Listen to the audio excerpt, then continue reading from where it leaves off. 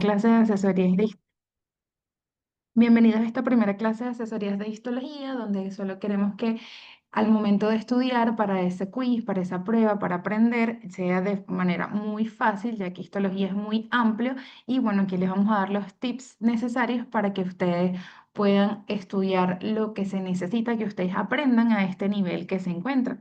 Voy a poner la cámara un momento. Me presento, mi nombre es Julia Ñate. Actualmente soy R3 de Medicina Interna en la Ciudad Hospitalaria Doctor Enrique Tejera y fui profesora de histología en el año 2022. Lo que quiero que sepan que de estas asesorías, bueno, a partir de ahora me puedo convertir en su mejor amiga. Ustedes me pueden preguntar a cualquier hora. Vamos a hacer guías y aparte de guías con la clase, quiero que se lleven lo más importante y lo que más van a enfatizar al momento de estudiar. Lo primero, muchachos, es que aquí en histología se basa, la cátedra de histología se basa en el libro Ross.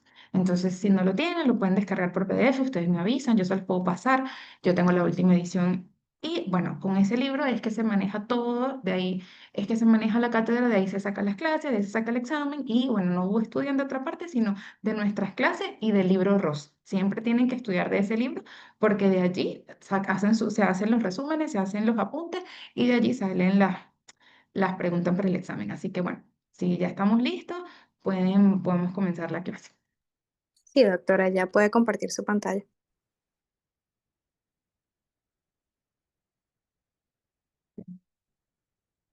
Ponerme aquí de primerita. ¿Lo ven, chicos? ¿Sí se escucha bien? ¿Lo ven? Sí, veo su pantalla, se escucha bien. Ok. Bueno, primordialmente vamos a hablar de lo que sería la célula.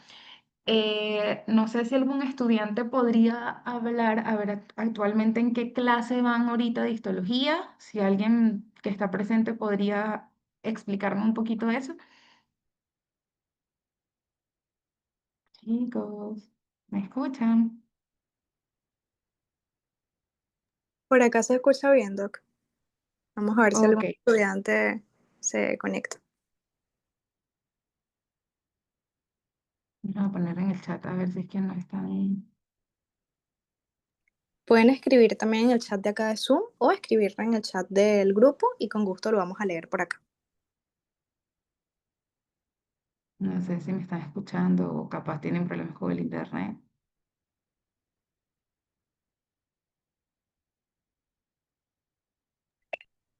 Por favor, alguien que pueda darle respuesta a la doctora por acá o si les da un poco de pena hablar por acá, tranquilos, pueden escribir por el chat de Zoom o pueden escribir también por el grupo de WhatsApp.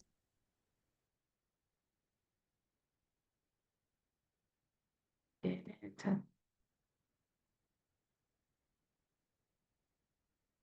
Sí se escucha. Está ahí preguntando a ver por qué clase van ahorita actualmente de histología, chicos. Ok, aquí estoy viendo. La célula, concepto, función, tipos. Ok.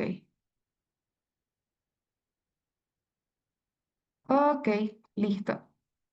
Listo, Marina, gracias. Bueno, eso es lo que vamos a ver el día de hoy. Vamos a ver las células, las organelas membranosas y las no membranosas. Básicamente de eso trata la clase del día de hoy. Ok, primero que todo vamos a ver con la célula. Ustedes tienen que saberse el concepto de célula. Cuando le hablan de célula, ustedes tienen que saber que es la unidad estructural y funcional básica de todos los organismos multicelulares. La célula se va a dividir en diferentes compartimientos, que es lo que se va a basar esta clase.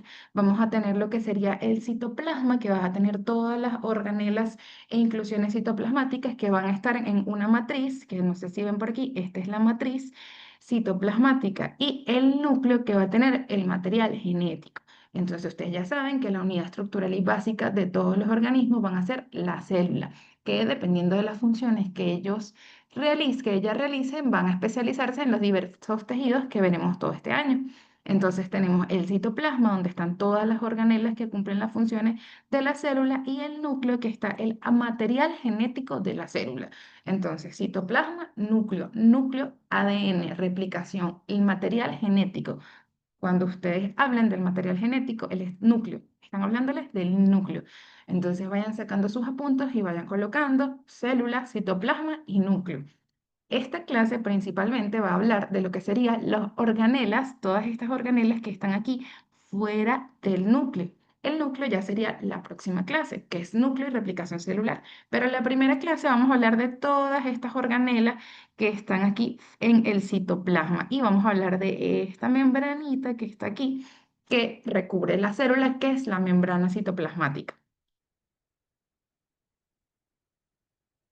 Ok. Chicos, aquí quiero que se graben esto, organelas membranosas y no membranosas. Como su nombre lo indica, las organelas membranosas van a estar cubiertas por una membrana, así de sencillo. Y organelas no membranosas no poseen una membrana a su alrededor. Esto es pregunta de examen, muchachos. O sea, esta tablita se la tienen que aprender. Esto es pregunta de examen que les preguntan siempre cuál diga nombre, dos organelas membranosas o nombre, dos organelas no membranosas. Entre esas tenemos las membranosas, muy fácil, tienen una membrana, la membrana citoplasmática, el retículo endoplasmático rugoso, el retículo endoplasmático liso, el aparato de Golgi, los endosomas, los lisosomas, las vesículas de transporte, las mitocondrias y los peroxisomas. Y los no membranosos, como su nombre le indica, no tienen membrana alrededor. Tenemos los microtúbulos, los filamentos, los centriolos y los ribosomas. Pónganle un resaltador, esto es pregunta de examen fija. Nombre, dos organelas membranosas y organelas no membranosas. Tienen que aprendérselas, chicos, porque les pueden preguntar si los microtúbulos son organelas membranosas y ustedes ya saben que no, porque no son membranosas, porque no tienen membrana en su interior. Entonces, esto es pregunta de examen fija en las tablitas, cuál es membranosa y cuál es no membranosa. Vamos con la membrana plasmática. La membrana plasmática, cuando le hablemos de la membrana plasmática de la célula, lo primero que a ustedes se les tiene que venir a la mente es que ella está constituida por un modelo de mosaico fluido. Ella se le dice modelo de mosaico fluido y tienen que aprenderse las partes de esta membrana plasmática. Esta imagen que tienen aquí es lo que sería la membrana plasmática de la célula. Entonces, la membrana plasmática está formada por una bicapa lipídica, es decir, quiere decir que está formada por dos cadenas de ácido graso, que tiene una parte que es con afinidad al agua y una parte que no tiene afinidad al agua. ¿Ves? Entonces tenemos esta serían los ácidos grasos, esta sería la parte interna, que es la parte hidrófoba, y tenemos la parte hidrófila, que es como las cabezas, el grupo polar de los lípidos. También la membrana plasmática va a estar formada por proteínas integrales y proteínas periféricas. Las proteínas integrales las vamos a ver más adelante, que son estas que atraviesan toda la membrana plasmática, y las periféricas son estas que están aquí arriba. Y en conjunto van a formar lo que sería la membrana plasmática. Entonces, vamos repasando. La membrana plasmática es el modelo de mosaico fluido. La membrana plasmática está formada por una bicapa lipídica que tiene un componente hidrófobo y un componente hidrófilo, que son ácidos grasos. Estos ácidos grasos, también esta membrana plasmática también va a tener proteínas integrales y proteínas periféricas, que la vamos a ver más adelante. Cuando ustedes vayamos a ver la técnica del microscopio, hay unas estructuras que se llaman almadias lipídicas, que están en la parte de arriba de la membrana, que van a permitir el movimiento y la fluidez de la membrana plasmática, que son ricas en colesterol. Pero eso, cuando vayan a ver su práctica de histología, bueno, en realidad se los mencionan porque se deja el microscopio electrónico. También tenemos dos membranas que se dividen a lo largo del plano hidrófobo. Recuerden que el plano hidrófobo, se los voy a mencionar, a mostrar por aquí. Este es el plano hidrófobo. Y el plano hidrófobo se divide, déjame ver si puedo quitar esto por aquí. Ok. El plano hidrófobo se divide en una cara E y una cara P. La cara P es la cara interna y una cara E es la cara externa. Entonces, vamos a ir repasando porque necesito que se lleven lo más importante. La membrana plasmática, el modelo del mosaico fluido, está compuesto por dos cadenas de ácidos grasos y por proteínas integrales y proteínas periféricas. Tienen las almadias lipídicas que van a permitir el movimiento y la fluidez de la membrana plasmática. ¿Ok? Y tiene una cara E, una cara P, que se divide en la parte interna, que sería en la parte hidrófoba de la membrana. Hidrófoba es decir, que no tiene afinidad por el agua, que es esta partecita que está aquí interna. Tienes las proteínas integrales. Si les preguntan las proteínas integrales, si están viendo la imagen, atraviesa toda la membrana plasmática, porque las periféricas están es por la parte externa. En cambio, la periférica va a atravesar toda esa bicapa lipídica. Bueno, aquí vamos a verlo mejor. Me coco, pasa. Entonces, ves, tenemos las proteínas periféricas, tenemos las almadias lipídicas que son ricas en colesterol y son aquellas que le van a permitir el movimiento a la membrana plasmática. Y tenemos la bicapa lipídica, vean, aquí hay una capa y aquí hay otra capa. Tenemos que son cadenas de ácidos grasos. La colita de ese ácido graso forman lo que sería la parte hidrófoba y la cabeza forma la parte hidrófila, es decir, la parte de arriba, las cabezas van a tener afinidad por el agua y la cola no va a tener afinidad por el agua. Entonces, por eso se llama bicapa lipídica. Con las proteínas integrales, miren las proteínas cómo atraviesan todas las barreras y más adelante van a ver que estas proteínas integrales son las que van a permitir el paso de sustancias al interior de la célula. Y están las proteínas periféricas. Está también los que serían los hidratos de carbono, los glucosfingolípidos, y esto es lo que recubre toda la célula. Entonces, recapitulando, estamos hablando de la membrana plasmática. Chicos, si quieren intervenir, al final van a hacer todas sus preguntas, anoten todas sus preguntas. Si quieren intervenir ahorita también podrían hacerlo. Si no están entendiendo algo, yo me devuelvo. Y bueno, sería ideal que tuvieran unos apuntes para que anotaran cositas que les voy dando durante la clase para que sea más fácil cuando ustedes vayan a estudiar. Entonces, recapitulamos, estamos con la membrana plasmática. Recuerden que la membrana plasmática es la que está recubriendo la célula. Bueno, aquí le estamos diciendo que las proteínas integrales, estas proteínas que yo les estoy colocando aquí, que atraviesan toda la membrana, pueden adoptar diversas formas de acuerdo a su función. Entonces, pero hay seis principales. Entonces, ¿cuáles son las proteínas integrales principales que podemos conseguir en la membrana? Pueden estar como forma de bombas, pueden estar como formas de conductos, pueden estar como forma de receptores, pueden estar también como forma de enzimas y como de proteínas estructurales. Estas son las diferentes formas que se pueden presentar. Estas proteínas integrales que están aquí pueden ser bombas, pueden ser conductos, pueden ser receptores, pueden ser actinas o ligadores, que son proteínas estructurales, y puede ser también en forma de enzima. Entonces tienen que estar pendientes si les pregunta si las proteínas integrales también pueden estar en forma de bomba, es lo mismo, son este tipo de bombas, conductos, receptores, son, son proteínas integrales, no periféricas. Acuérdense que las proteínas integrales son aquellas que atraviesan la membrana por completo. Ok, no. Proteínas integrales, el seis tipo de proteínas integrales. Esta bomba sodio-potasio las también ya la van a conocer más adelante. Y bueno, estos son el tipo de proteínas integrales que van a permitir el paso de sustancias dentro de la célula. Y esto que está aquí es como la representación de la membrana plasmática. Ahora vamos a hablar del transporte celular, cómo la célula se nutre o cómo ella puede permitir el paso de moléculas al interior de la célula. Aquí tiene que estar súper pendiente, esto es súper pregunta de examen, esto se lo van a preguntar de los que sería el transporte, los diferentes tipos de transporte celular. Hay un transporte activo y un transporte pasivo. El transporte pasivo no requiere de consumo de energía, el transporte pasivo es por gradiente de concentración de un lugar de mayor concentración a un lugar de menor concentración. Y eso es lo que sería un transporte pasivo.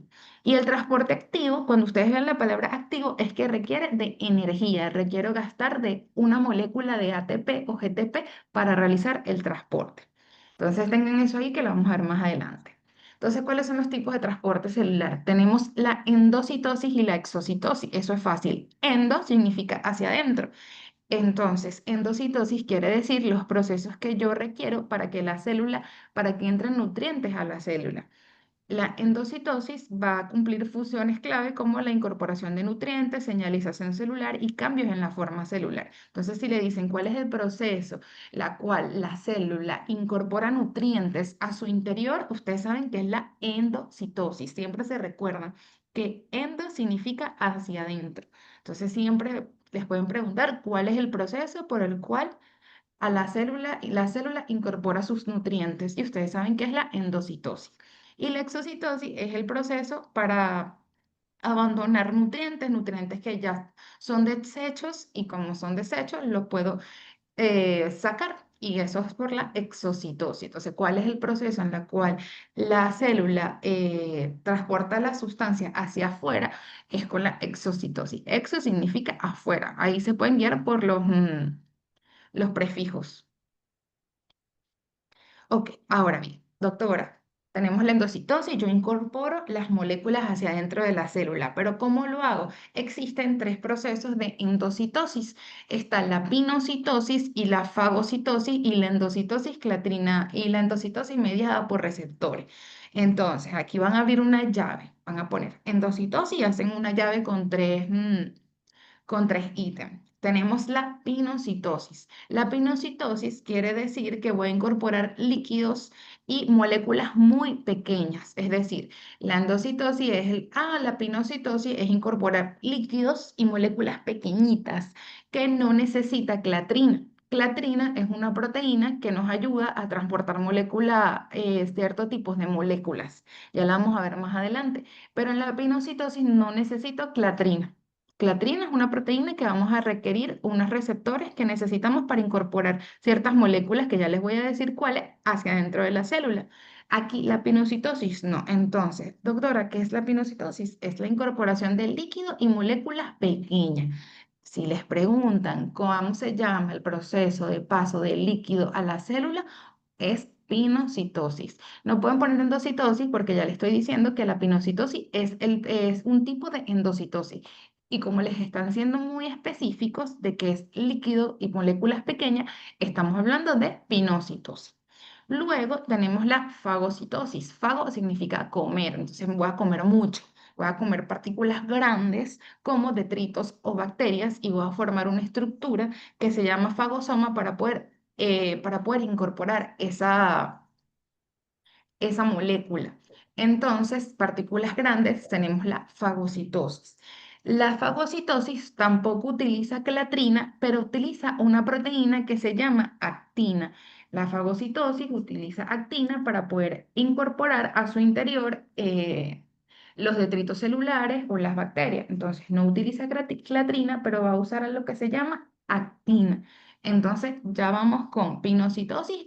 Bueno, doctora, pinocitosis son líquidos y partículas pequeñas.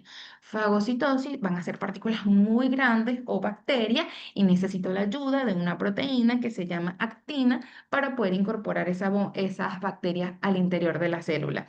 Y luego tenemos la endocitosis mediada por receptores que sí van a requerir una proteína que se llama clatrina.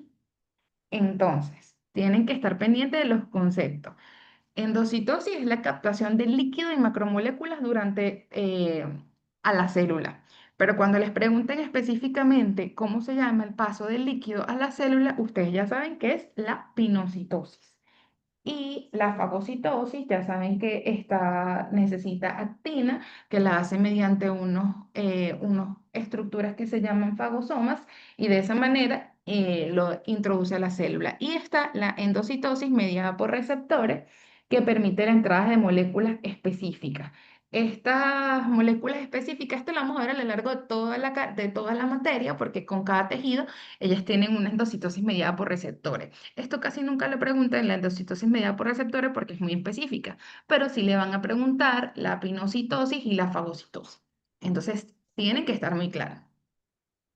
Me devuelvo. Tenemos exocitosis, salida de las moléculas hacia por fuera de la célula y endocitosis por dentro. Entonces voy aquí. Entonces aquí tenemos la exocitosis, el proceso mediante el cual una vesícula se desplaza desde el citoplasma hacia la membrana plasmática, donde descarga su contenido al espacio extracelular.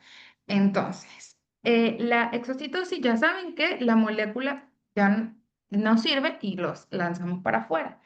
Tenemos también lo que serían los endosomas. Vamos con los endosomas. Los endosomas son orgánulos citoplasmáticos estables o estructuras transitorias formadas como resultado de endocitosis. Es decir, chicos, cuando yo incorporo dentro de mi célula, ya sea por fagocitosis, yo formo lo que serían unos endosomas. Los endosomas son orgánulos citoplasmáticos como resultado de la incorporación a mi célula de moléculas. Estos endosomas se clasifican en tempranos y en tardíos. Esto es pregunta de examen. Los endosomas tempranos se encuentran en la periferia, en la parte de afuera de la célula, y los tardíos se encuentran cerca del aparato de Golgi. Estos endosomas, que son esas vesículas que se formaron como producto de la endocitosis, muchos van a recibir ciertas enzimas hidrolíticas, que eso no importa el nombre, pero si los endosomas van a ser un precursor de, de una organela que vamos a ver más adelante, que se llama lisosoma. Entonces, cuando les hablen de endosomas, endosomas son producto de la endocitosis, y si les dan ciertas enzimas hidrolíticas, se pueden convertir en lisosomas. Entonces, si les preguntan cuál es el precursor del lisosoma, ustedes van a decir los endosomas, sobre todo los endosomas tardíos. Entonces, endosomas, endocitosis, está fácil. Los endosomas se incorporan a la célula y pueden ser endosomas tempranos si se encuentran hacia la parte de afuera de la célula, o endosomas tardíos si están cerca del aparato de Golgi, que ya ustedes van a conocer ese señor, que ahorita ustedes no conocen el aparato de Golgi, pero lo van a conocer más, más adelante. Vamos a ver. Por aquí vamos con los lisosomas. Entonces, ya vimos los endosomas.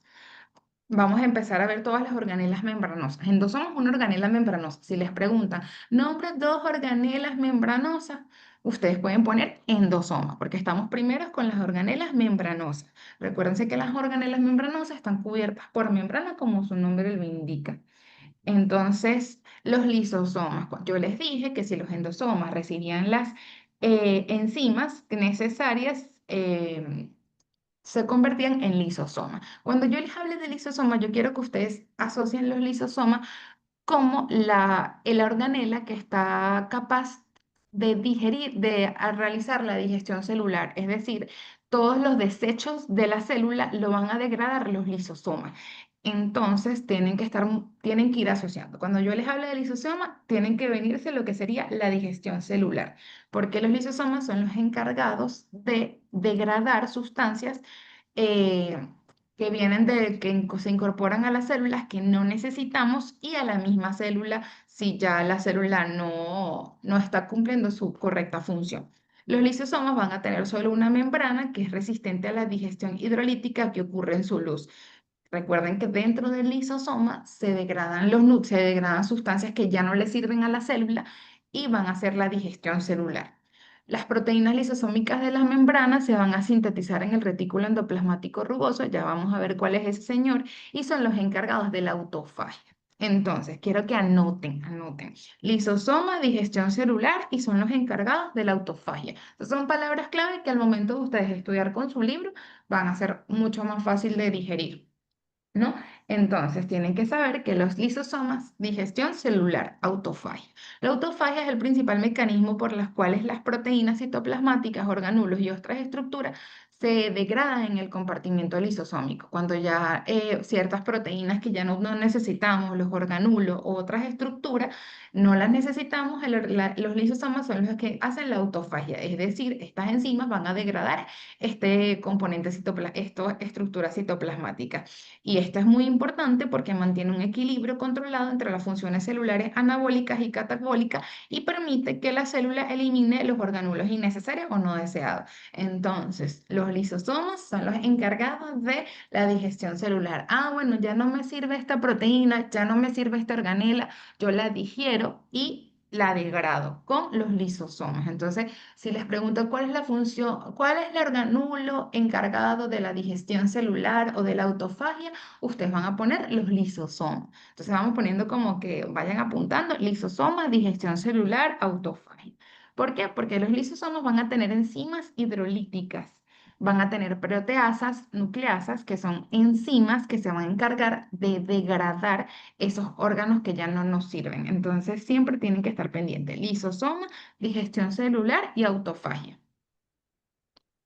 Ya saben que los lisosomas provienen de los endosomas tardíos. Y bueno, que los lisosomas van a estar cubiertos por una membrana, que la membrana es resistente a la misma hidrólisis que ellos hacen en su interior, pues. Entonces ellos pueden degradar todo lo que quieran dentro de su órgano, porque esa membrana que ellos tienen es muy resistente.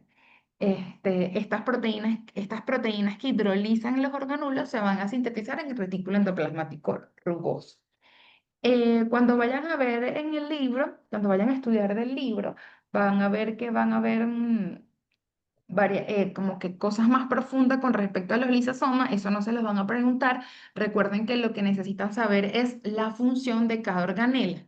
Cuando yo necesite que se aprendan cosas más profundas, yo se los voy a poner aquí en la lámina. Pero con los lisosomas lo que tienen que saber es eso. Yo aquí les estoy poniendo lo más importante para que enfaticen en lo más importante. Cuando ustedes abran el libro, van a ver que tienen, que les van a describir el lisosoma completo, la membrana que tiene, cómo se llaman las enzimas, pero eso no lo preguntan, chicos, porque tenemos que aprender también a sintetizar. Entonces, ustedes lo que tienen que saber de los lisosomas es que es una organela membranosa que se encargan de la digestión celular, que realiza el proceso de autofagia y que tiene enzimas hidrolíticas. Si les preguntan qué organela tiene enzimas hidrolíticas, ustedes tienen que decir los lisosomas. Vamos sintetizando para que yo les vaya diciendo lo más importante. Luego tenemos este señor, otro órgano. Ya vimos los endosomas, ya vimos los lisosomas, ahora vamos con el retículo endoplasmático rugoso. El retículo endoplasmático rugoso también es un órgano citoplasmático membranoso que cuando yo les hable del retículo endoplasmático rugoso, ustedes tienen que poner así una flechita y lo ponen bien grande, subrayado, resaltado, de que es el que se encarga de la síntesis de proteínas con los ribosomas.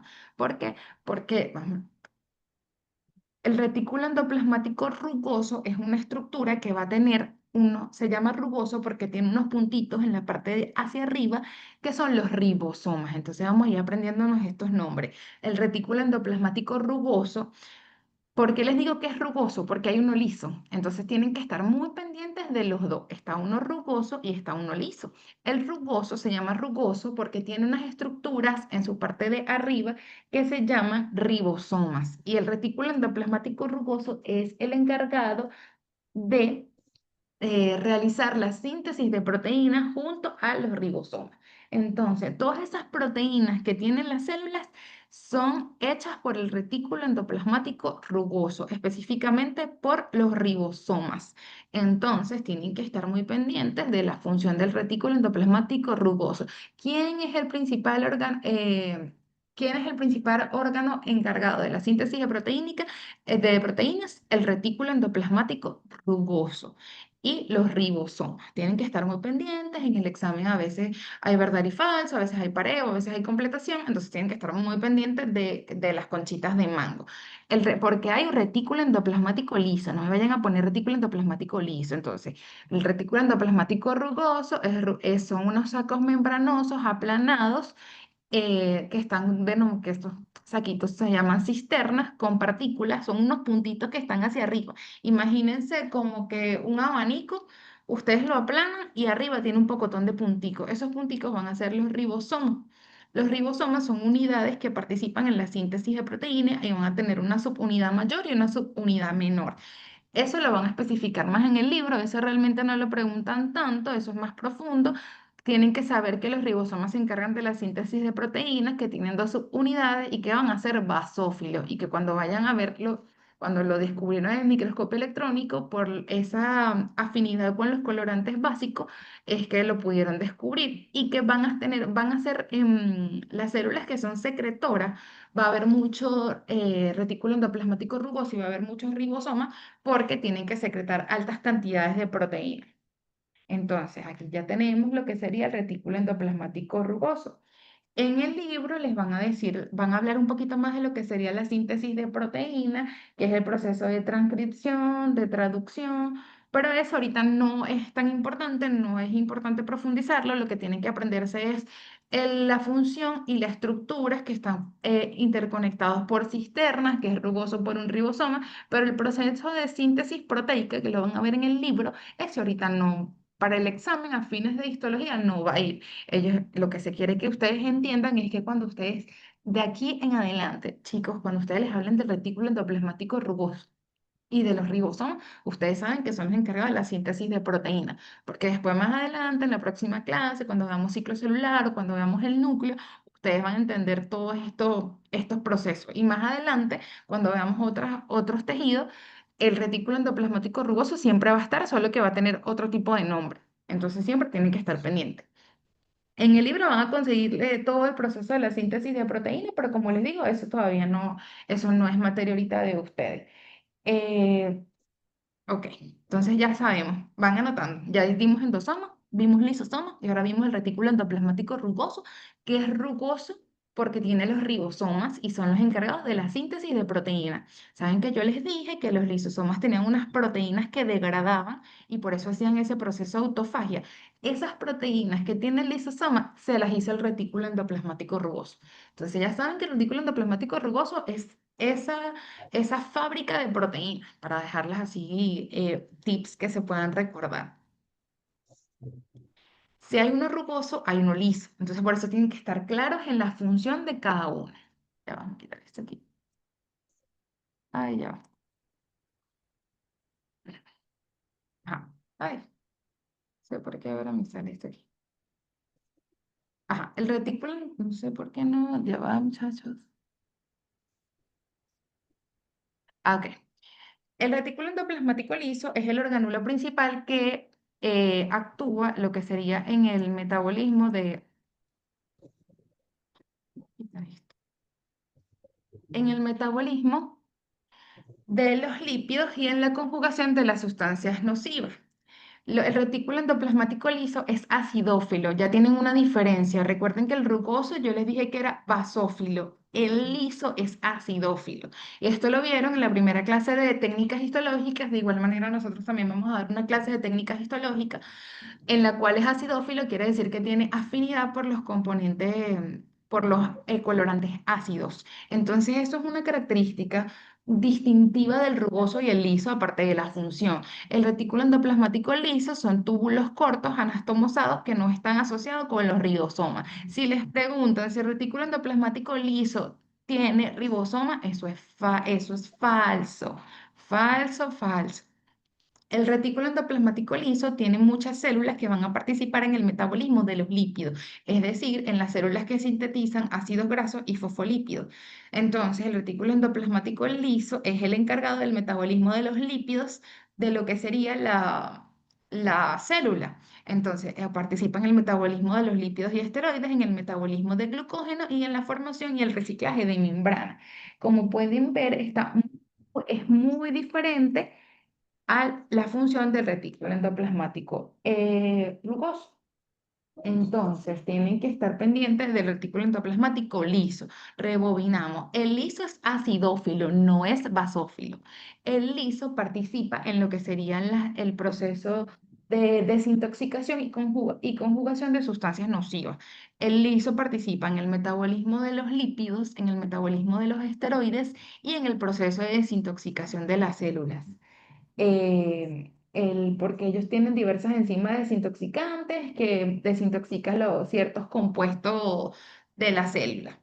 Entonces, chicos, tienen que estar muy pendientes de las diferencias del liso y el rugoso al momento que vayan a estudiar. Cuando vayan a estudiar, tienen que estar muy pendientes de lo que hace el liso y lo que hace el rugoso, que uno es basófilo, uno es acidófilo. El rugoso tiene ribosomas, está muy fácil, rugoso, ribosoma. Y el liso no tiene ribosomas y está asociado con el metabolismo de los lípidos. Entonces tienen que ir sintetizando las funciones para que vayan armando su esquemita de las organelas membranosas. Luego tenemos otro señor, si puedo,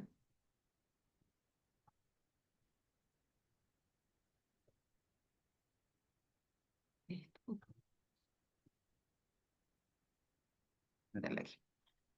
Luego tenemos otro señor, vamos, yo sé que es bastante información, chicos, pero ustedes están ahí apuntando y escribiendo y están para ver cómo nos vamos organizando. Este es el aparato de Golgi. El aparato de Golgi, imagen. Ok, esta es la célula como tal, este es el retículo endoplasmático rugoso, este es el aparato de Golgi. Todas estas estructuras que están aquí, esta y esta, todo esto es el aparato de Golgi. Esta es la célula. Miren la célula completica. Miren la endocitosis, miren el endosoma temprano, luego la endocitosis. Recuerden que la endocitosis es el proceso en el cual la célula incorpora moléculas y líquidos, que si es líquido se llama pinocitosis. y si son moléculas muy grandes o bacterias se llama fagocitosis. Luego tenemos el endosoma temprano, que si le dan las enzimas hidrolíticas se convierte en un lisosoma. Luego aquí tenemos el aparato de Golgi, que vamos a hablar de eso ahorita. ¿Qué es el aparato de Golgi? El aparato de Golgi va a participar en la modificación posttraduccional, en la clasificación y el envasado de las proteínas. Véanlo como una empaquetadora. Ya el ribosoma y el retículo endoplasmático rugoso hizo la proteína, yo se la voy a enviar al aparato de Golgi para que el aparato de Golgi la envase y la empaque y la mande a al donde la queremos tener. Entonces el aparato de Golgi es empaquetar y modificar y clasificar las proteínas. Ya el ribosoma y el retículo endoplasmático rugoso me hizo la proteína. Ahora vamos a dársela al aparato de Golgi para que el aparato de Golgi me la empaque, me la clasifique y me la modifique. Entonces, tienen que estar muy pendientes de lo que hace el aparato de Golgi. El aparato de Golgi no va a ser ni ácido ni basófilo. Él no se va a teñir con hematoxilina y eosina. La forma de verlo a él es por microscopía electrónica. Tiene cisternas aplanadas que están localizadas cerca del retículo endoplasmático rugoso, que es la parte formadora o red cis-Golgi. Esta está aquí. La red cis-Golgi es la que está más cerca. Miren el retículo endoplasmático rugoso. Les dije que era así como un abanico arrugado que tiene múltiples puntitos. Los múltiples puntitos, estos puntitos que ustedes ven aquí son los ribosomas. Entonces, miren, aquí está el retículo endoplasmático rugoso, les hizo su proteína y ahora se las va a dar al aparato de Golgi para que el aparato de Golgi haga su función de empaquetar, de clasificar y de modificar esas proteínas. Aquí les estoy explicando las partes del aparato de Golgi. Las partes del aparato de Golgi tienen una parte cis, que es la parte que está en contacto con el retículo endoplasmático rugoso, que es la parte que recibe a la proteína, y tenemos una parte intermedia y tenemos una parte trans, que es la que se encarga de clasificar. Las cisternas ubicadas más lejos del retículo endoplasmático rugoso se representan la cara madurativa del aparato de Golgi, que es la red trans, y las cisternas ubicadas entre la red cis y la trans se denominan la red intermedia. Aquí les puse que la clasificación y el envasado de las proteínas en vesículas de transporte ocurre en la red trans, es decir, en la red más alejada al retículo endoplasmático rugoso. No creo que se las pregunten, pero si les preguntan qué región del aparato de Golgi se encarga de clasificar y envasar las proteínas, es en la red trans. Entonces vamos a recapitular, chicos. Tenemos el aparato de Golgi. La profesora me dijo que el aparato de Golgi se encarga de empaquetar y clasificar las proteínas que hizo el retículo endoplasmático rugoso, que tiene tres redes, una red cis, una red trans y la parte intermedia. La red cis, véanlo como cis cerca, está cerca del retículo endoplasmático rugoso. Y la red trans es la que está más lejos, pero la que se encarga de clasificar y empaquetar es esta región, la región trans. La intermedia es la región intermedia y la región cis es la que recibe la proteína. Pero donde se da la clasificación de que, tu proteína te vas para acá, tu proteína te vas para acá, es la red trans. Aquí les dicen, estas imágenes son sacadas del ROS. Aquí les dicen que el aparato de Golgi contiene varios cisternas aplanadas de bordes dilatados que forman compartimientos funcionales separados y que el proceso continuo, las proteínas son traslocadas a la región tras el aparato de Golgi y donde son clasificadas en diferentes vesículas de transporte.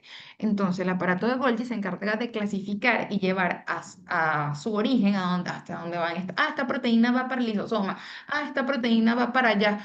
El que dice dónde va la proteína es el aparato de Golgi y es la red trans. Luego tenemos lo que serían las mitocondrias. Las mitocondrias van a ser Ajá. Las mitocondrias son abundantes en las células que generan y gastan gran cantidad de energía. Las mitocondrias son muy importantes, chicos, porque en las mitocondrias se va a dar un proceso que se llama respiración celular y son los órganos encargados de la producción de ATP para que la célula pueda funcionar. La mitocondria va a ser muy importante en su segundo año de medicina cuando vean bioquímica, porque van a ver el ciclo de Krebs, que ya me imagino que han visto videos y cositas por ahí. La mitocondria van a haber muchas mitocondrias en diversas células dependiendo de la cantidad de energía que requiera esa célula. Por ejemplo, cuando veamos el tejido cardíaco, hay muchas mitocondrias porque requiere mucha energía ese corazón para estar latiendo en cada momento. Entonces, debido a que las mitocondrias generan ATP, van a ser abundantes en las células musculares estriadas. Recuerden que o sea, el músculo siempre se está moviendo y requiere energía para moverse, y en las células involucradas en transportar líquidos y electrolitos.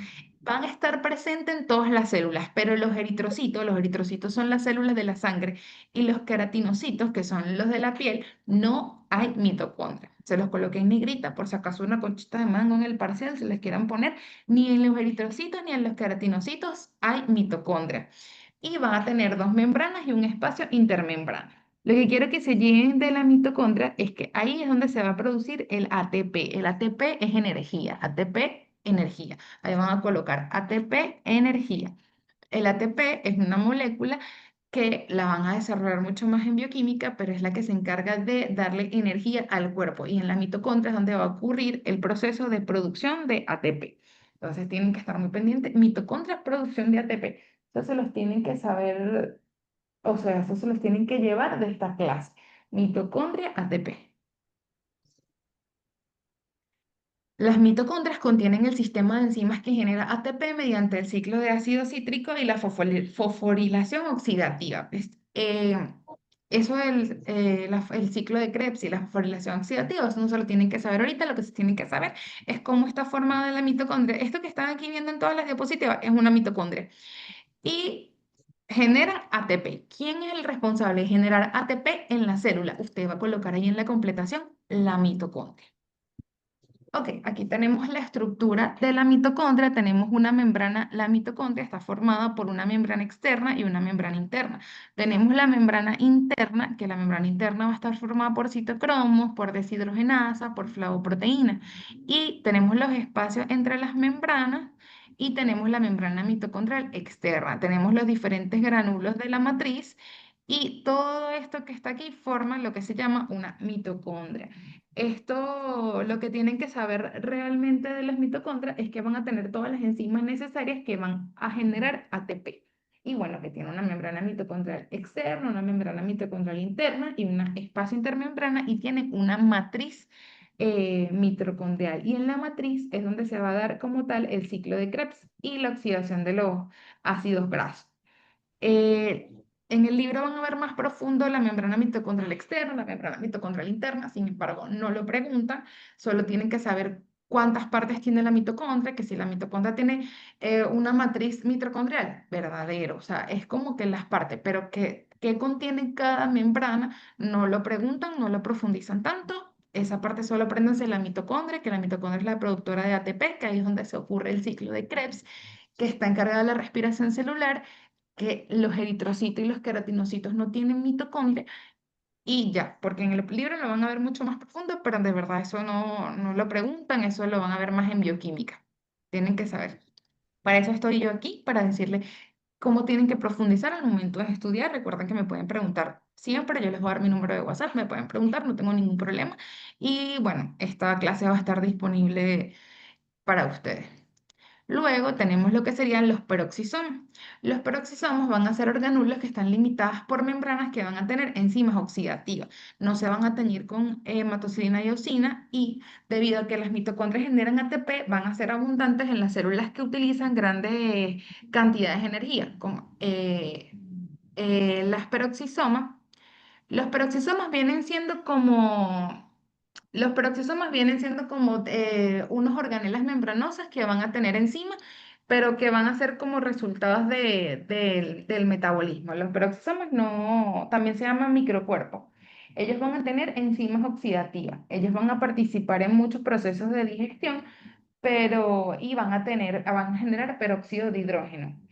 Pero los peroxisomas, su función es contener enzima oxidativa que también son organelas membranosas. Entonces, queremos hacer un repaso, chicos. Voy a hacerles un repaso porque ya voy a ir a las no membranosas. Estamos aquí. Organelas membranosas y no membranosas. Tenemos la membrana citoplasmática, ya sabemos que está conformada por el modelo de mosaico fluido, que es la encargada, está formada por una bicapa lipídica y por proteínas integrales, que las proteínas integrales hay seis tipos, están las proteínas canal, los receptores, están los ligandos, están los poros, están los conductos. que estas proteínas integrales atraviesan toda la membrana y por medio de esas proteínas es que se incorporan los nutrientes a la célula. Que tenemos el transporte activo, cuando les hablen de transporte activo es que requiere ATP, que cuando les hablen de transporte pasivo no requiere ATP, sino es por gradiente de concentración. Que tenemos la exocitosis y la endocitosis, que la endocitosis se divide en pinocitosis, fagocitosis y endocitosis mediada por receptores, que la pinocitosis es líquido, que la fagocitosis son moléculas grandes y que la mediada por receptores requiere clatrina, que es una proteína específica para ciertas moléculas, que eso no lo van a profundizar. Tenemos el retículo endoplasmático rugoso, que el retículo endoplasmático rugoso es el encargado de la síntesis de proteínas junto con los ribosomas. Tenemos el retículo endoplasmático liso, que ya sabemos que es el encargado del metabolismo de los lípidos principalmente. Tenemos el aparato de Golgi, que el aparato de Golgi es el encargado de empaquetar y clasificar las proteínas que produce el retículo endoplasmático rugoso y llevarlo a su destino final.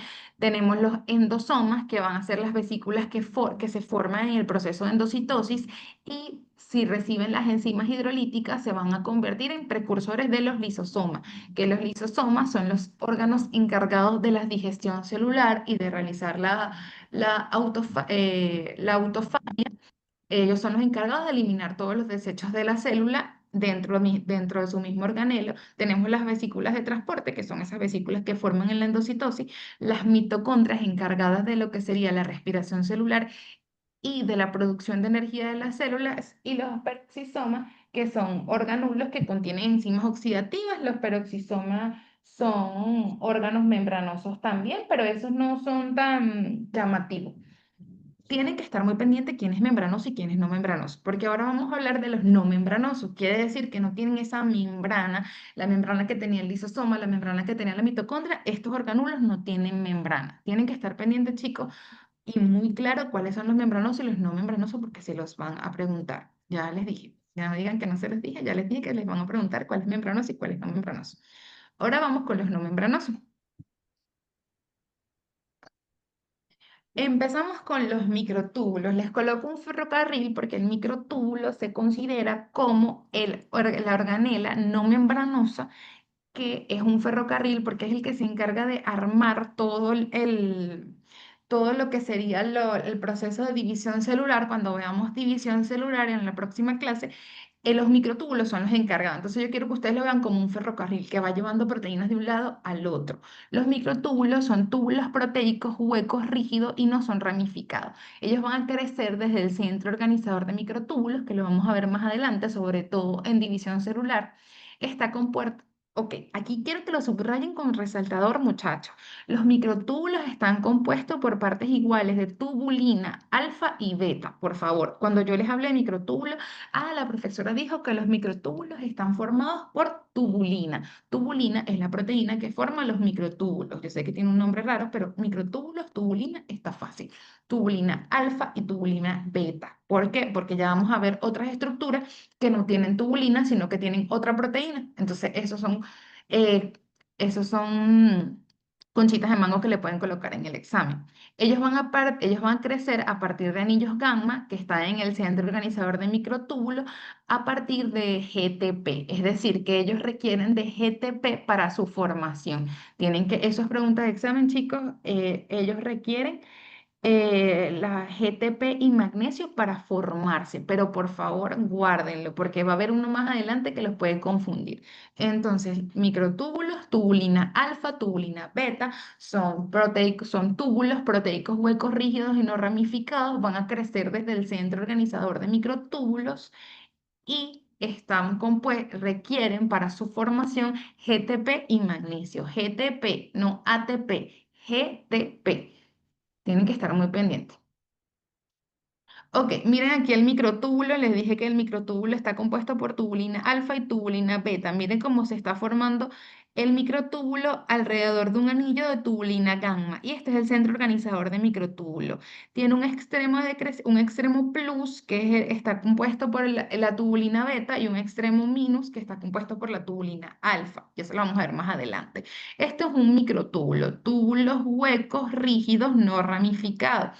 ¿Cuál es la función principal de los microtúbulos? Se encargan del transporte vesicular intracelular. Esas vesículas secretoras que vimos en el proceso de endocitosis, endosomas, lisosomas, se van a transportar por los microtúbulos. Por eso es que yo les digo que el microtúbulo es el ferrocarril de la célula, porque el microtúbulo es el que se va a encargar de mover todas esas vesículas a donde requiera la célula. Todo eso lo hace el microtúbulo. Entonces, ¿quién es el encargado del transporte vesicular? Los microtúbulos. También se encarga de participar en el movimiento de los cilios y los flagelos. Eso lo vamos a ver en división celular. La unión de los cromosomas con el uso mitótico y sus movimientos durante la mitosis y la meiosis también es por los microtúbulos. Cómo se desplaza y se elonga la célula también es por los microtúbulos. Y el mantenimiento de la forma de la célula, en particular la simetría de la célula, es los microtúbulos. Las funciones de los microtúbulos son muy importantes. Ya saben, se los dije, los microtúbulos. Para que los microtúbulos puedan hacer esto, formarse, requieren GTP y magnesio. GTP y magnesio. Los microtúbulos van a crecer a partir de tubulina gamma en el centro organizador de microtúbulos y se van a producir por un proceso que se llama polimerización. La polimerización es el proceso de armado. Entonces ellos se polimerizan y se despolimerizan de acuerdo a lo que necesite. El transporte vesicular está encargado de los microtúbulos. Entonces, muchachos, aquí tienen.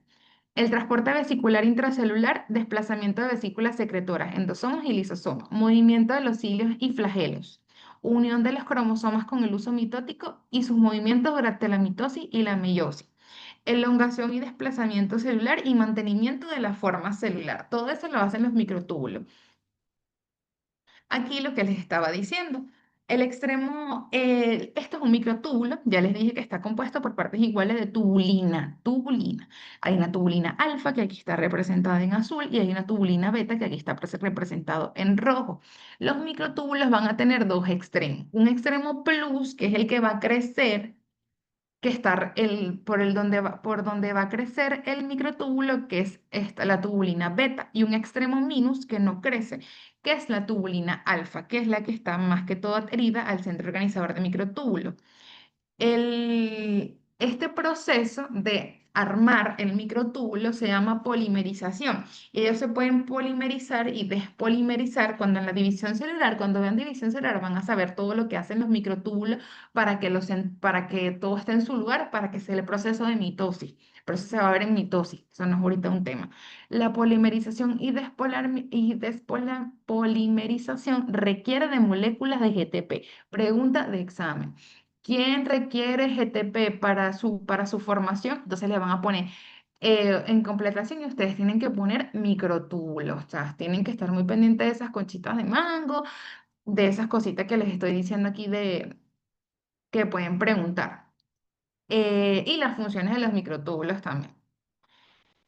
Ok, los microtúbulos, esto es un microtúbulo. Los microtúbulos, como les dije, ellos son el ferrocarril de la célula, pero no lo hacen solo. Ellos lo hacen a través de proteínas. Unas proteínas, doctora, pero ¿qué nombres? Bueno, vamos a ir familiarizándolos con los nombres, muchachos. Esto es muy importante, esto lo preguntan mucho y necesito que se los lleven bien claro. Los microtúbulos tienen unas proteínas que sirven como, vamos a verlo como unos carritos, que se encargan de llevar las vesículas de un lado al otro. Ellas son las dineínas y las cinesinas. Por favor, anótenlo, pónganle un ojo y tienen que entender esto. Las dineínas son motores, las dineínas y las cinesinas son proteínas motoras, es decir, que van a transportar de un lado al otro, pero se tienen que aprender la dirección de estas proteínas, se los van a preguntar.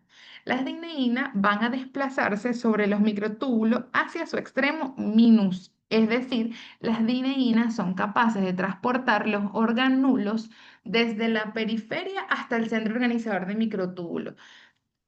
A ver, las dineínas, miren, las dineínas van a ir hacia el extremo minus y el extremo minus es el centro organizador de microtúbulos. Entonces vamos a grabárnoslos así como fácil, dineínas hacia adentro.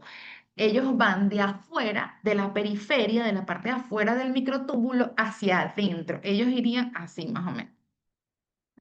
Ellos irían de aquí afuera hacia adentro. Entonces, si les preguntan, ¿las dineínas van de afuera hacia adentro? Verdadero, sí. Desde la periferia hasta el centro organizador de microtúbulo, sí, verdadero. Grábenselo. Dineína hacia adentro, va desde afuera hacia adentro, desde el extremo más hasta el extremo menos. ¿Ves? Aquí está, ¿ves? Entonces ya, por ejemplo, esta es una dineína y va a transportar un lisosoma y lo va a llegar y lo va a llevar hacia adentro. ¿Por qué? Entonces, ¿ves? Tienen que aprenderlos. Las dineína y las cinesinas son proteínas motoras que forman parte del microtúbulo, que el microtúbulo está conformado por tubulina. Miren la tubulina aquí. La azul es la tubulina beta y la roja es la tubulina alfa. ¿Ven? Aquí está el túbulo y estos carritos que ustedes ven aquí son las dineínas y cinesinas. Perdón. Luego tenemos lo que serían las cinesinas. Las cinesinas van a ser otra familia y se van a desplazar sobre los microtúbulos. Son un carrito que se va a desplazar, pero van a estar capaces de, van a ser, las cinesinas son al revés. La cinesina es desde el centro organizador de microtúbulo hacia afuera. O sea, ellas se encargan de llevar las vesículas desde adentro hacia afuera. Entonces, muchachos, hagan su llave de dinesina. Ah, la doctora me dijo que las dineínas son desde afuera hacia adentro, dineínas dentro, y las cinesinas van desde el centro hacia afuera. Entonces, las dineínas van desde su extremo, las dineínas van desde la periferia hacia adentro y las cinesinas van al revés. Entonces, tienen que estar muy pendientes, van hacia afuera.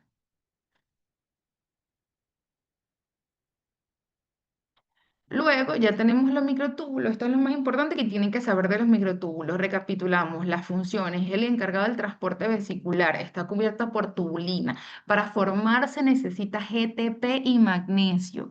Tubulina, GTP y magnesio. Y tienen dos proteínas que son los motores de los microtúbulos, que son las dineína y la cinesina. Las dineínas van a desplazarse desde afuera hacia adentro y las cinesinas van desde el centro hacia afuera. Aquí dice, los microtúbulos sirven como guías para las proteínas moleculares motoras. Estas proteínas moleculares motoras van a ser las dineínas y las cinesinas. Estas proteínas motoras asociadas a los microtúbulos impulsados por ATP se adhieren a las estructuras móviles como los organulos que las arrastran a lo largo de la vía tubular. Diga, como yo les dije, los microtúbulos son esos canales, el ferrocarril. Ah, yo me monto en el ferrocarril para llevarle una proteína de un lado al otro. Se han identificado dos tipos de motores moleculares, las dineínas que se mueven a lo largo de los microtúbulos hacia su extremo negativo, es decir, desde afuera hacia adentro, y las cinesinas que se mueven hacia el extremo positivo, es decir, desde adentro hacia afuera, hacia el extremo plus, que es el extremo que crece.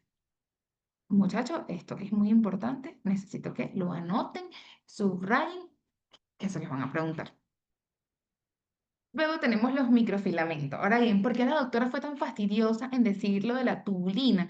Porque ahora tenemos los microfilamentos que van a ser filamentos de actina, no de tubulina, sino de actina. Entonces vienen las conchitas de mango. Entonces, si les colocan que los microtúbulos están formados por filamentos por actina, eso es falso, porque usted sabe que son los microfilamentos. Entonces, aquí tienen que estar muy pendientes cuando vayan a estudiar microtúbulos y microfilamentos.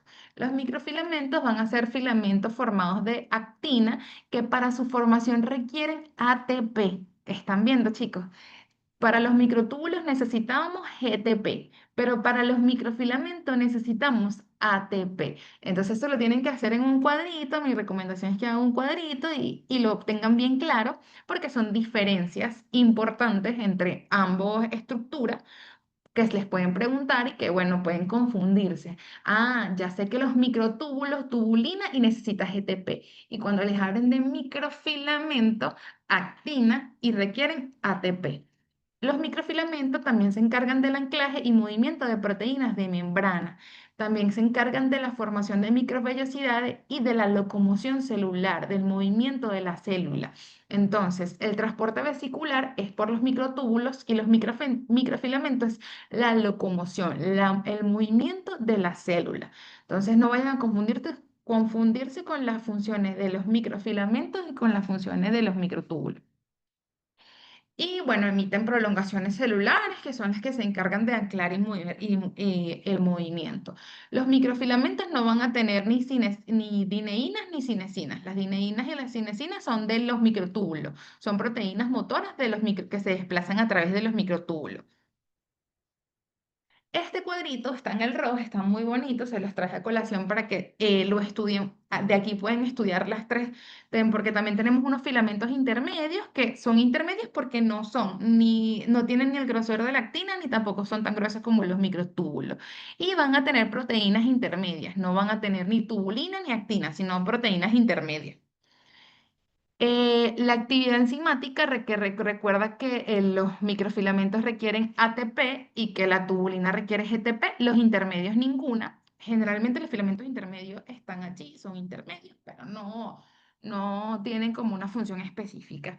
Ellos están cerca del núcleo y bueno, aquí tienes la función. Mira, por ejemplo, la fuente de energía para el armado, microfilamentos ATP, intermedios no posee y microtúbulos GTP. Esta pregunta de examen, muchachos, por favor. Y las funciones, por ejemplo, como les dije, los microfilamentos tienen la locomoción celular. Los intermedios lo que hacen es solidez y resistencia mecánica. Ellos forman parte también del movimiento de la célula, pero de estructural. Y la tubulina, bueno, posee unos carriles. Estos carriles son las dineínas y las cinesinas para el movimiento de los órganos dentro de la célula. Y también los microtúbulos le proporcionan movimiento a los cilios y los flagelos, que eso lo vamos a ver en división celular. Ustedes tienen que entender bien esta clase para que vean división celular, porque los microtúbulos son importantísimos en el proceso de división celular. Mis chicos, mi recomendación es que vayan estudiando, que ahorita cuando termine esta clase se pongan a estudiar y a ir repasando, vayan haciendo sus apuntes, porque histología es larga, histología no es compleja, pero tienen que estudiarla porque estudiarla un día antes del examen es muy complicado.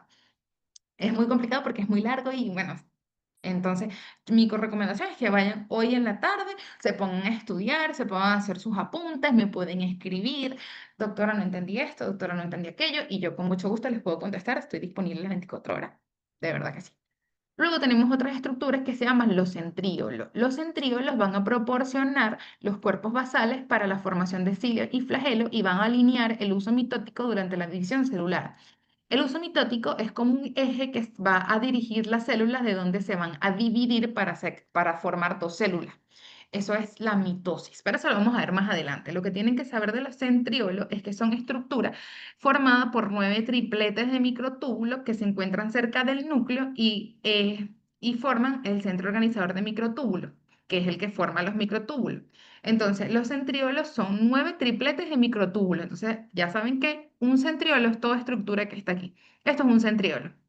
El centriolo está formado por 9 tripletes de microtúbulos y que van a tener el centro organizador de microtúbulos. ¿Ves? Este centro organizador de microtúbulos, esto es estarito que ustedes ven aquí.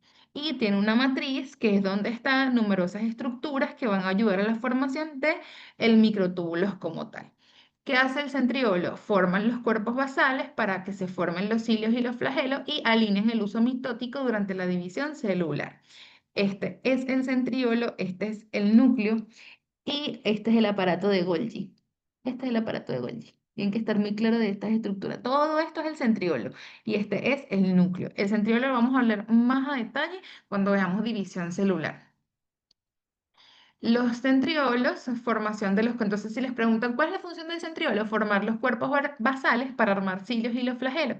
Y hay dos mecanismos para formar los centriolos, uno centriolar y uno acentriolar. El 95% de los centriolos se genera por mecanismo acentriolar. Pero esto no lo van a profundizar mucho, esto es para a manera de que sepan que los centriolos se forman por dos mecanismos y que el acentriolar es el del que la mayoría de los centriolos se forman. Y los cuerpos basales van a derivar de los centriolos y son indispensables para el desarrollo de los cilios. Y también se conocen como cinetosoma. Esto es más tema de división celular que otra cosa. Luego tenemos las inclusiones citoplasmáticas. Las inclusiones citoplasmáticas van a ser productos de la actividad metabólica de la célula y se van a formar pequeñas inclusiones que son pequeños, como pequeñas bolsitas que están en la célula de sustancias que sobraron de la célula, por decirlo así. Entonces tenemos inclusiones de lipofusina, de hemosiderina, que es un derivado del hierro, de glucógeno, inclusiones lipídicas, inclusiones citoplasmáticas. Las inclusiones son gotitas de lípidos, gotitas de glucosa que podemos conseguir en la célula y se llamaron inclusiones. Ellos van a estar en el citoplasma. Ellos no tienen membrana, por eso forman parte de las organelas no membranosas. Y tenemos también la matriz extracelular, que es la solución concentrada acuosa con diferentes metabolitos y donde ocurren los procesos fisiológicos de la célula. Recuerden que yo les dije que tenemos las células y tenemos el citoplasma.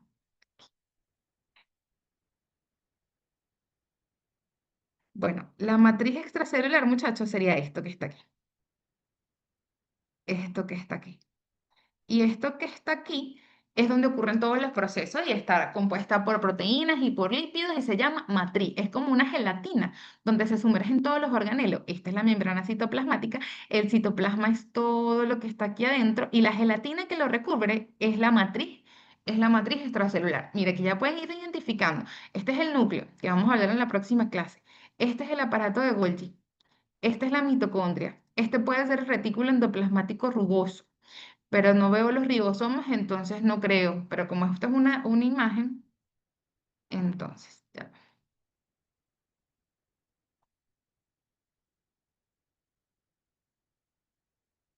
a ver. Ah, ya va. No, ya va, muchachos. Ok, voy a ver el chat. Ajá. Ok, chicos, no sé si pueden prender sus micrófonos. ¿Tienen alguna pregunta? Aquí tengo unas preguntas repaso, pero no sé si ustedes pueden encender el micrófono, quieren participar. En el chat hay una pregunta, doctora. Ay, creo Por que, acá, Lucía Mariana pregunta, ¿las proteínas motoras, cinesinas y dineínas que se desplazan por encima de los microtúbulos requieren ATP y no GTP? ok, las enzimas, las proteínas motoras, esas proteínas motoras se desplazan por los microtúbulos, ellas no requieren GTP. El GTP es para formar el microtúbulo. Ellas son unas proteínas que se van a desplazar por los microtúbulos, pero ellas no van a requerir GTP, porque el GTP es para formar el microtúbulo como tal, no tiene nada que ver con las proteínas. Las proteínas se van a desplazar a través del microtúbulo y no requieren ni GTP ni ATP. Las proteínas se van a desplazar. El GTP y el ATP son para formar la estructura, que para formar el microtúbulo requiero GTP, pero ya una vez que forme el microtúbulo, la proteína lo que hace es desplazarse como un carrito en el microtúbulo, no se vayan a confundir. El GTP y el ATP es solo para formar la estructura.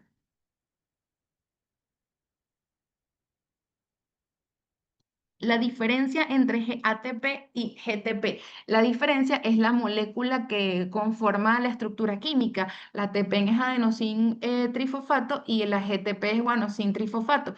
Esas estructuras químicas es el nombre y eso es más complejo, lo van a ver en bioquímica. Pero una es, tiene una molécula que se llama adenosin trifosfato y el GTP es guanosin trifosfato. La diferencia es esa molécula. Una tiene adenosin y el otro tiene guanosin y eso lo van a ver en bioquímica. Pero sí está muy buena la pregunta, tiene que saberse la diferencia, porque sí se los van a preguntar, pero se los van a preguntar en materia de que uno es para los microfilamentos y uno es para los microtúbulos. Bueno, a las de Lucía. ¿Alguna otra pregunta, chicos? ¿Pueden encender el micrófono? No sé si pueden encender el micrófono. ¿Yo les voy a dar el acceso al micrófono o ustedes? No, doctora, tienen el acceso al micrófono todos.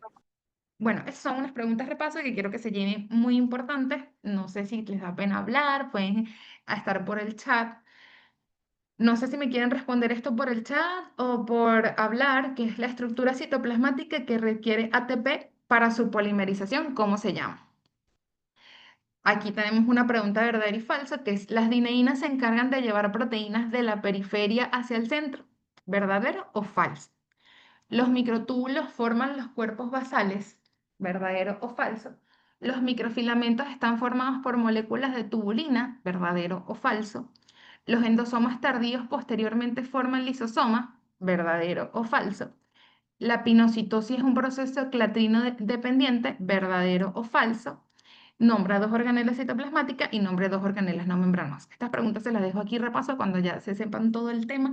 Ustedes aprenden si responden esas preguntas, ya están muy ubicados en lo que es lo que quiero que se lleven de esta clase, porque eso es una de las cosas más importantes. ¿Tienen alguna otra pregunta, chicos?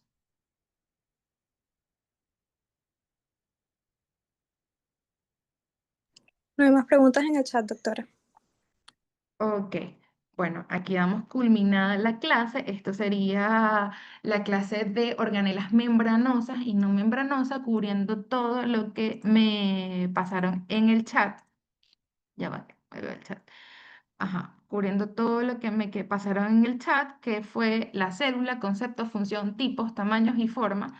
Estudió lo que sería la citoplasma, organelas membranosas, la exocitosis y la endocitosis, los lisosomas, el retículo endoplasmático liso y rugoso se me está acabando, y la mitocondria y los peroxisomas. Ya la próxima clase sería núcleo y división celular. Esta clase va a quedar grabada para ustedes. Estoy abierta, ya estoy en el grupo de WhatsApp, me pueden realizar preguntas. Mi consejo es que hoy se pongan a estudiar, que se pongan a repasar, que empiecen a hacer sus cronogramas y bueno, en la próxima clase también se les va a dar un material de apoyo como una guía de Word de lo más importante a estudiar. Recuerden siempre usar el libro Ross de Histología, ese es el libro con el que la cátedra se rige, no vayan a estudiar de otros libros. Y bueno, esperemos que rieguen la voz y que seamos más participantes en la próxima asesoría de división y núcleo celular. Me gustaría comunicarme con uno de ustedes para que me digan su cronograma, cómo van con los exámenes y qué temas van para los exámenes para profundizar ciertos temas o si tienen alguna duda como doctora, no entendemos este tema, fue muy complicado, podemos hacer diapositivas, podemos hacer preguntas y todo. Estas preguntas repaso son para que las respondan después que estudien. Estas de aquí abajo son verdadero y falso y estas son dos de completación.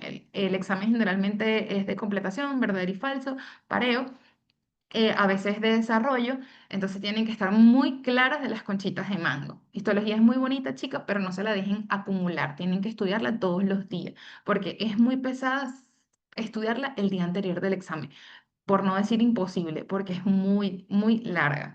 Y estas primeras clases, aprovechenla porque tienen que entender las funciones de todo lo que hace la célula, porque es la base para entender todo lo que viene todo lo que viene con histología. Del resto, muchísimas gracias y cualquier cosita, estamos a la orden. Se pueden comunicar conmigo al WhatsApp y con los chicos de OES. Muchísimas gracias, doctora. De verdad que impecable esta primera clase.